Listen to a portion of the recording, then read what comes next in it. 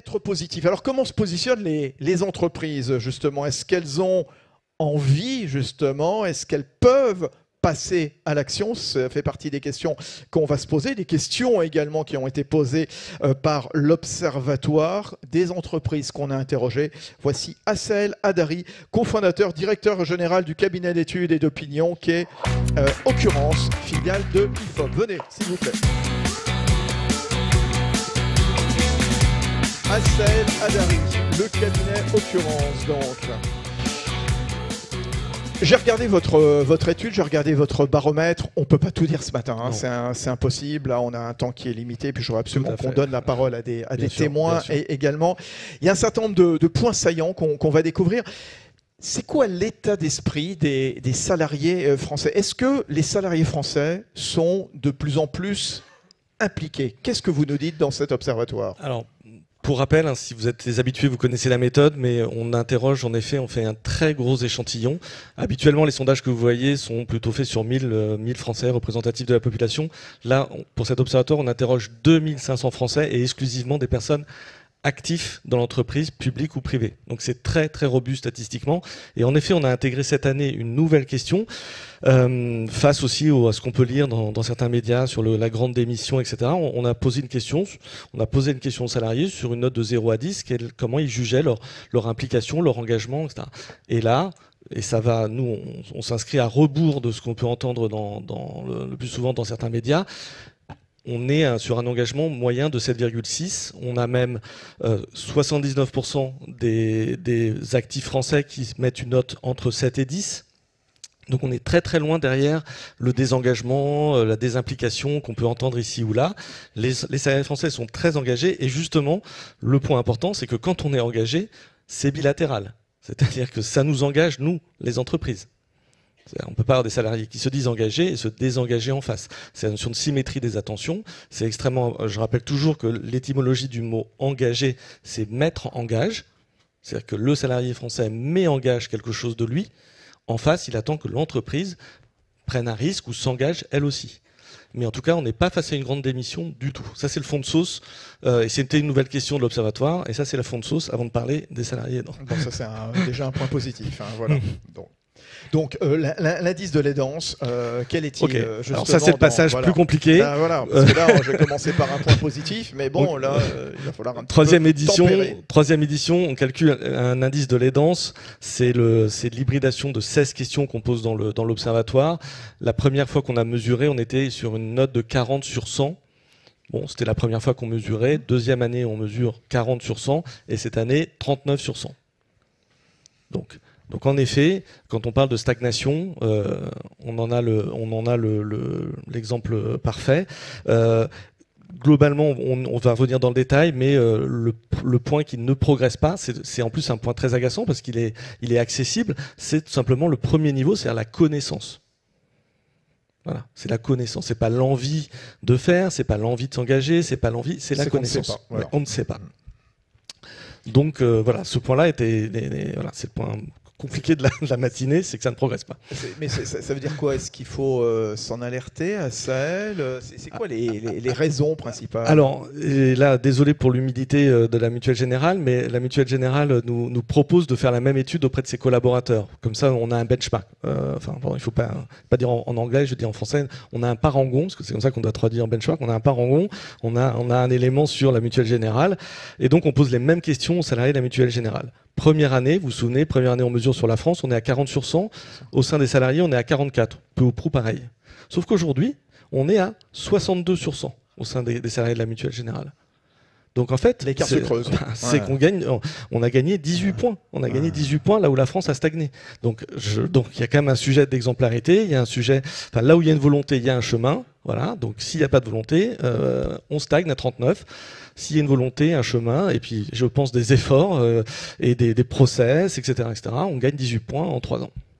Des efforts, du process, ça veut dire quoi? Que de façon générale, au-delà du cas vertueux, exemplaire, la Mutuelle Générale, il y a une méconnaissance autour de toutes ces questions? Oui, on n'a que 14% des salariés qui nous disent savoir qu'il existe quelque chose, qu'il existe un accompagnement dans leurs organisations.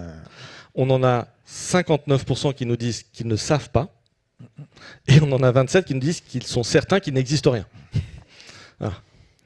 Donc... Et même quand on est médecin, on a vu avec Vincent Valenduc qui lui disait voilà, j'ai beau être médecin, justement, je ne savais pas qu'il existait. Et c'est pour ça que c'est pour ça que ce chemin-là, juste de l'existence de l'information, c'est pas le. Enfin, évidemment, pour qu'il y ait une information, il faut qu'il y ait un contenu à donner, donc il faut quand même qu'il y ait des solutions.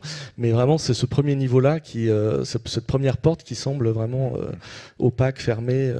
Alors voilà pour le constat. Maintenant. Marcel, c'est comment faire décoller quelque part. Oui, alors on pose la question aux salariés qui nous disent qui doit s'engager, qui doit vraiment faire un pas. Ce qui sort en un, c'est l'État, donc la notion de cadre quand même. Donc il y a une loi, mais voilà, c'est le premier acteur qui est cité par les Français très très loin devant, c'est l'État. Ensuite, les institutions de prévoyance qui sont évoquées. Et puis très tard, parce qu'on leur demande aussi, est-ce qu'eux-mêmes se pensent co-responsable, en fait, est-ce que le salarié est lui-même potentiellement un acteur de vigilance, de vigie, de repérage, etc. Ça, les Français se considèrent peu responsables, ils sont à 34%, là où ils mettent l'État à 80%. Et là, pareil, on a l'exemple de la Mutuelle Générale, on a les salariés de la Mutuelle, eux, se considèrent à 54% co-responsables de la situation, par exemple. Donc cette auto-responsabilisation, elle me semble aussi intéressante. Autoresponsabilisation, est-ce que les salariés aidants savent bien se déclarer auprès de leur employeur? Donc nous, on a un zoom dans l'observatoire, on prend 100 salariés aidants, il y en a 27% qui nous disent déclarer. Donc voilà, j'ai vu les chiffres sur le handicap, maintenant on commence à être à peu près à 70% des salariés en situation de handicap qui se déclarent. Sur les danses, on est à 27%.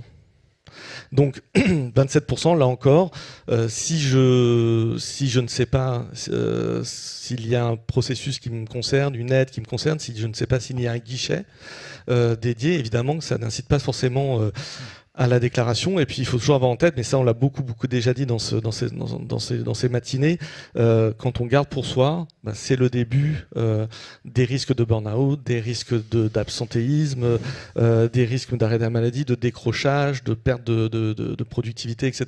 Enfin, cette dimension-là, la cocotte est bien fermée ou c'est bien sous le tapis, évidemment ça ne génère pas et ça génère d'ailleurs on l'en a aussi évoqué au tout début, ça génère des impacts négatifs économiquement. Bien sûr. Oui. Mais est-ce qu'il y a aussi un tabou, par exemple, ou à moins qu'on n'ait pas d'éléments pour répondre à ça? L'étude directement indique pas forcément tabou. En revanche, il y a en France quelque chose qui est assez intéressant. Il y a quelque chose qui s'appelle l'Observatoire du non-recours. Donc en France, on mesure le non-recours. Le non-recours, c'est les aides que les Français ne vont pas chercher, bien qu'ils y aient droit. Ça s'appelle l'Observatoire du non-recours. Pour l'anecdote, les non-recours, ça représente 12 milliards d'euros à peu près par an d'aides auxquels des Français sont éligibles et n'y vont pas. Et il y a un observatoire, donc je me suis dit ça peut être intéressant d'aller voir les deux causes de non-recours. C'est l'accès à l'information. C'est vraiment un élément pour aller, là on parle plutôt du RSA, des APL, etc. Mais on n'y va pas parce qu'on ne trouve pas l'information. Et le point 2, c'est la honte. C'est le fait de ne pas se considérer éligible ou ne pas se considérer légitime à être éligible à l'aide, en fait. Et donc peut-être, alors je fais un parallèle, mais voilà, peut-être que les sujets sur l'aidance suivent le même chemin que les autres aides qu'on ne va pas chercher. En tout cas, il va y avoir probablement un travail à faire, parce que d'autant que la question des salariés aidants, elle va prendre de l'ampleur. On en parlait avec Jean-Joël Renzier, on en parlait tout à l'heure avec Vincent Valenduc, bien sûr. Oui. Là, on a un chiffre là-dessus. On demande aux Français s'ils considèrent que dans les 5 ans qui viennent, ce sujet va être majeur, important, etc. Et là, c'est pas totalement tsunami, mais c'est vraiment très, très... On a plus des 2/3 des Français qui nous disent que oui, ce sujet-là va être un sujet majeur pour la société, pour les organisations, pour les entreprises, etc. etc. Peut-être que les Français font juste c'est un point qui est assez du bon sens, mais ils doivent se dire que les aidants d'aujourd'hui seront probablement les aidés de demain, ce qui paraît pas complètement idiot. Et donc le sujet va être certainement exponentiel. Probablement. Voilà. Assez à la Dari, s'il vous plaît, qu'on applaudit. Merci à vous.